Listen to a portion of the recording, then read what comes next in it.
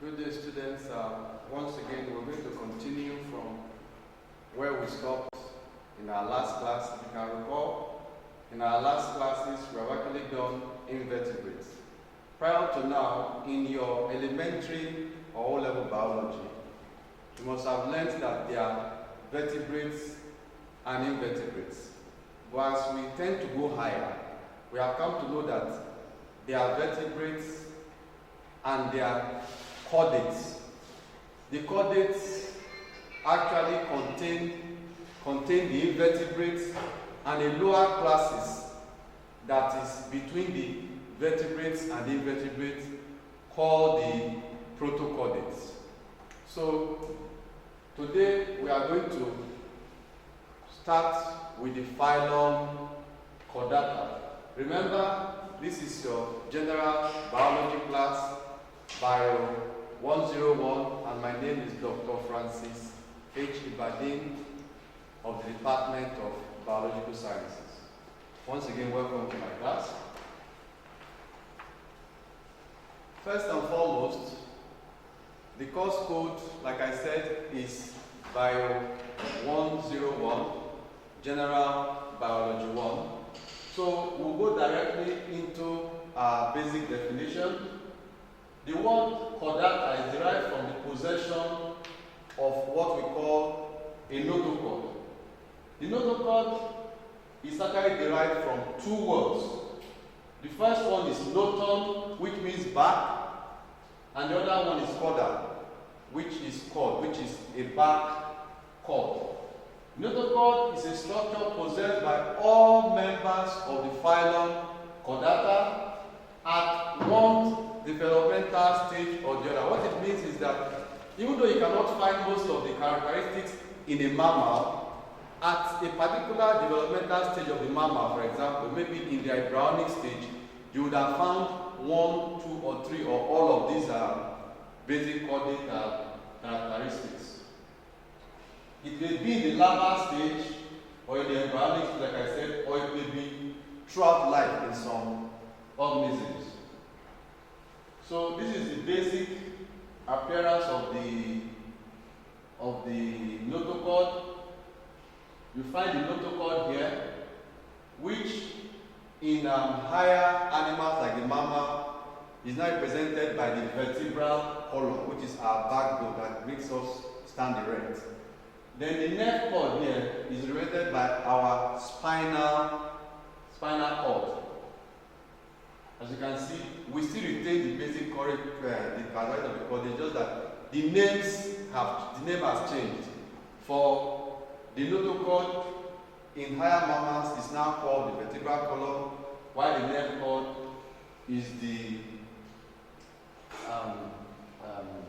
spinal cord. This is just the basic features of the notochord, like we said. So let's look at the common characteristics of the phylum Chordata.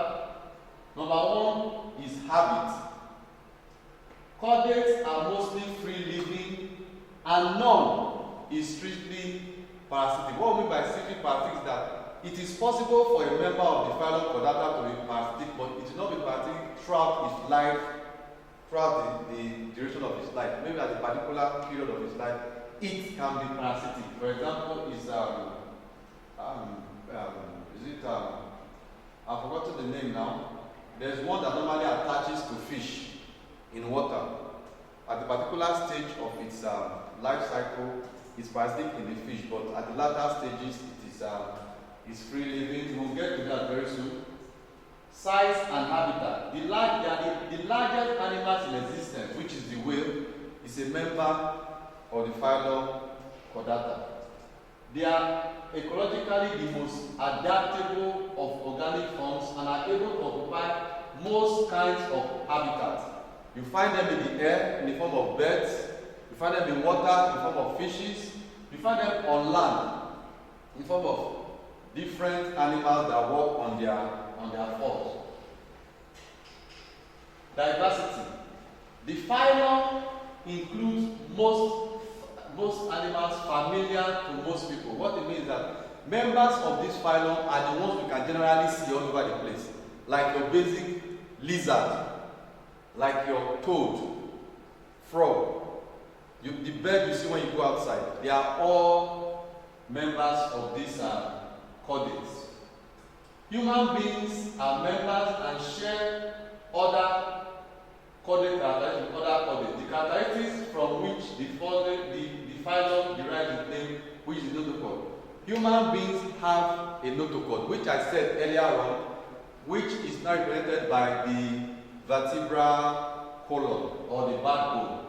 They exhibit an astonishing diversity in form, physiology, and habits.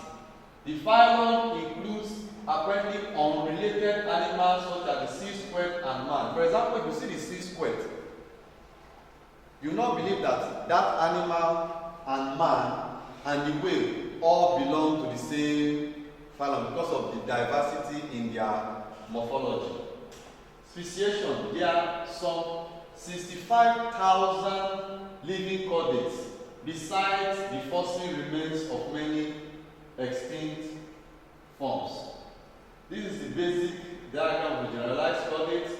Here we have the notochord, the dorsal hollow nerve cord, the post-anal tail, and the pharyngeal slits. There is still a fifth one which is called the endostyle, which is not displayed in this diagram we have here, the endostyle. So, in continuing with the main chordate characters, these are the distinctive features that set chordates apart from other phyla. These characteristics are always found at some embryonic stage, although they may be altered and they may disappear in later stages of the life cycle.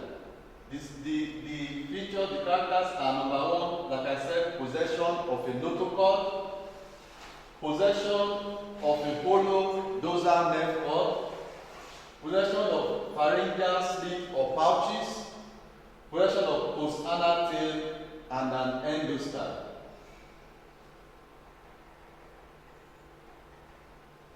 First, the notochord. This is the first supporting structure of the chordate. It is flexible or elastic when it is cartilaginous, and it's a rod-like structure. It is composed of cells derived from the mesoderm. You know, we have the endoderm, the mesoderm, and the ectoderm. It is actually derived from the mesoderm, which is the middle layer. These cells are large vacuolated cells. The cells are enclosed in one or two sheets of connective tissues.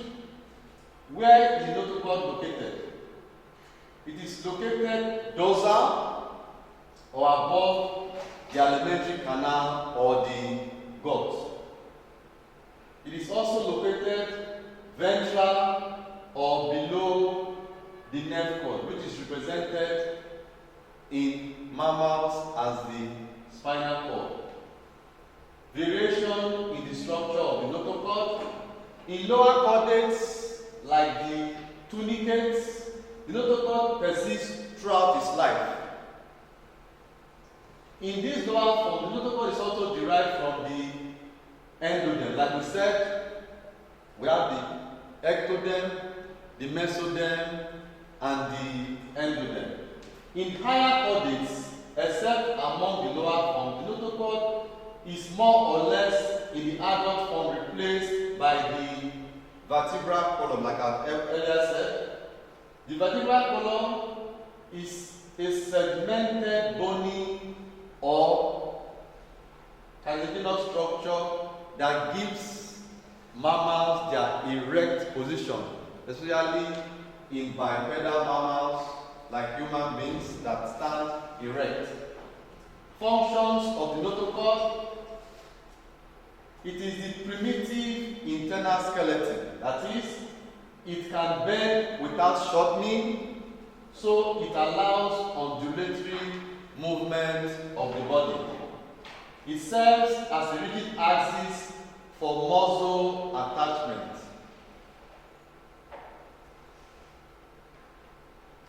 Let us look at the structure The nerve cord is a bundle of nerve fibers running down the back. Like I said, in higher mammals, it is represented by the spinal cord. Structure of the nerve cord, it is a hollow tube. The hollow portion of the nerve tube is filled with fluid that nourishes the nerve cells. The anterior end of the nerve cord becomes enlarged to form the brain. The brain is usually enclosed in a brain box called the cranium.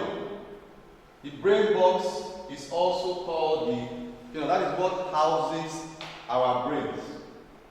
Origin of the nerve cord. The hollow nerve cord is produced in the embryo by the infolding of ectodermal cells located on the dorsal side of the body above the notochord. In vertebrates, the nerve cord passes through the protective neural arcs of the vertebra. It is also located, like we said, it is also located dorsally to the alimentary canal. The difference between the nerve cord of vertebrates and invertebrates. In invertebrates, the nerve cord is located ventrally to the alimentary canal, while in chordates it is located dorsally. The nerve cord is solid in vertebrates, while it is hollow in chordates. The dorsal tubular nerve cord persists throughout life in most chordates, but in a few, it generates before maturity. The next one is the pharyngeal slit. This is an opening through which water is taken into the pharynx or throat.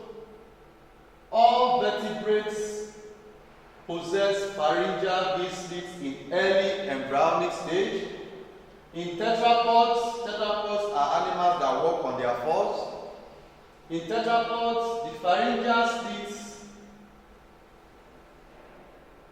occur only in embryos and disappear as development progresses. Structure of pharyngeal slit: they are perforations of the pharynx, or they are slits like openings that lead from the pharyngeal cavity to the outside of the body. They are formed by the in-pocketing of the outside of the ectoderm and also by the out-pocketing of the endodermal lining of the pharynx.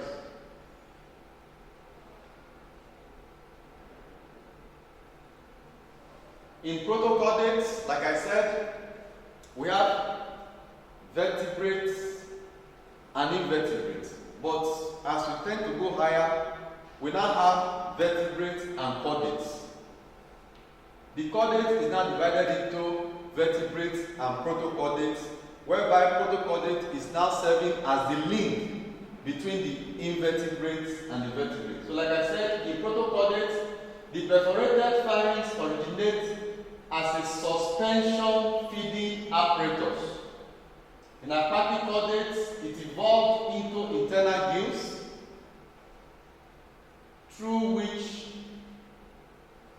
the animal carries about the process of respiration.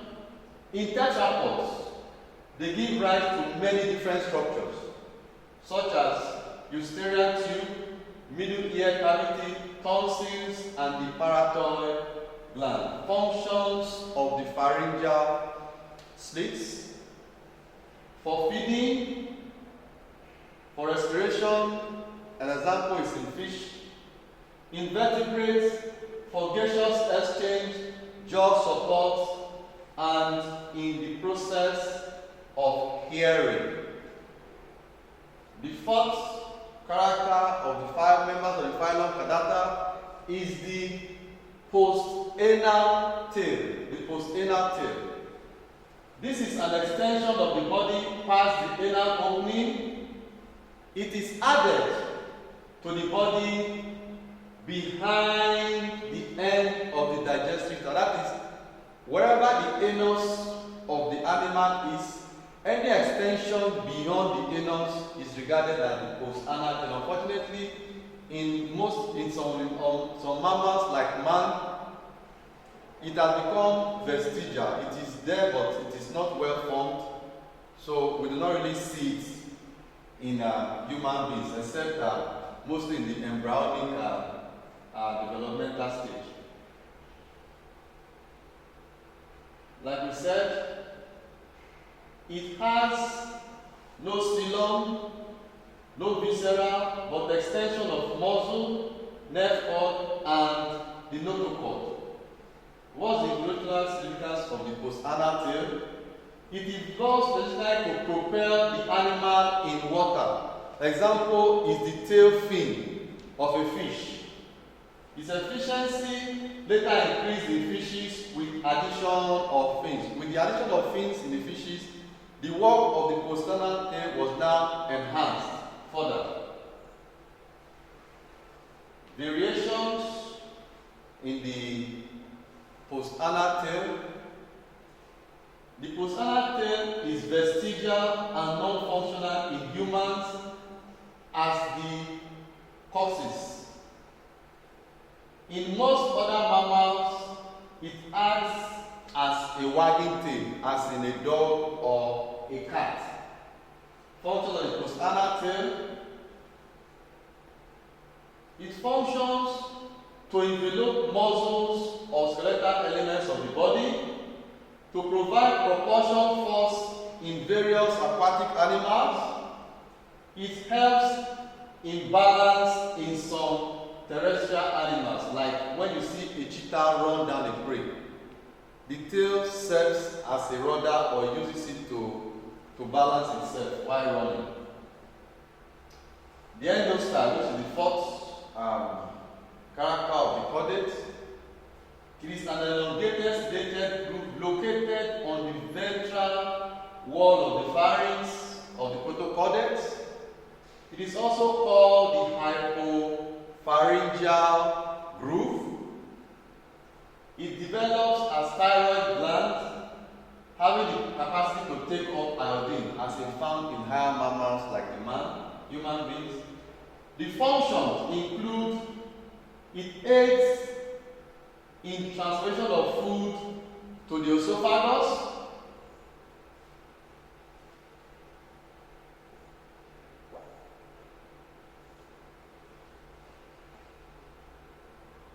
Like we said, continuation in the general class of chordates, where it is well represented in marine, fresh, and terrestrial habitat. They are bilateral symmetrical bodies that are longitudinally differentiated into head, trunk, and tail. Bilateral symmetry means left and right sides are mirror images of one another. Then generally you find that chordates have segmented bodies which are divided into 3 germ layers. For now, we will stop at this stage. In our next lecture, we will now take different members of the phylum Chordata. In the meantime, for our next class, I would employ you to give me a list of the basic chordate members you find around your environment and the various chordate characteristics that are in them. Thank you very much.